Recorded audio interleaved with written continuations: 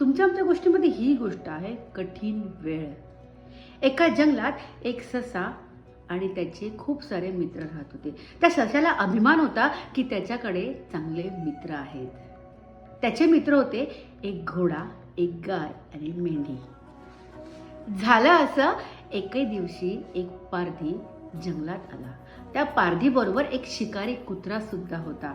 जेव्हा त्या पारध्याचं लक्ष सशाकडे गेलं तेव्हा त्या पारध्याने आपलं शिकारी कुत्रा त्या सशाच्या मागे पळवला.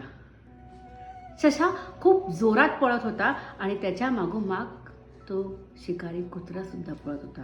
जेव्हा समोर गेल्यावर त्या सशाला घोडा भेटला तेव्हा घोड्याला त्यांनी मदत मागितली. त्यांनी सांगितलं, घोडेदादा, माझ्या मागे शिकारी कुत्रं लागलंय, तुम्ही मला मदत करा, तुमच्या पाठीवर मला बसून तुम्ही लांब पळून घेऊन जा.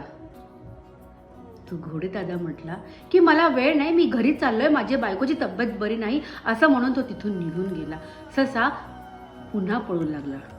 पुढे त्याला गाय भेटली. त्या गाईला त्यांनी मदत मागितली. त्यांनी सांगितलं की माझ्या मागे शिकारी कुत्रं लागलंय, तुम्ही तुमच्या शिंगाने त्या शिकारी कुत्राचा फडशा पाडा. ती गाय म्हटली, माझी वासरू घरी आहेत, त्यांना मला दूध पाजायचं आहे, त्याच्यामुळे मी चाललो. गाय निघून गेली. त्यानंतर ससा पळत पुढे गेला. त्याला मेंढी भेटली. त्याला वाटले की मेंढी तरी मला मदत करेल, पण मेंढीने सुद्धा नकार दिला आणि सशाने पुढे धूम ठोकली आणि एका बिळात जाऊन तो लपला.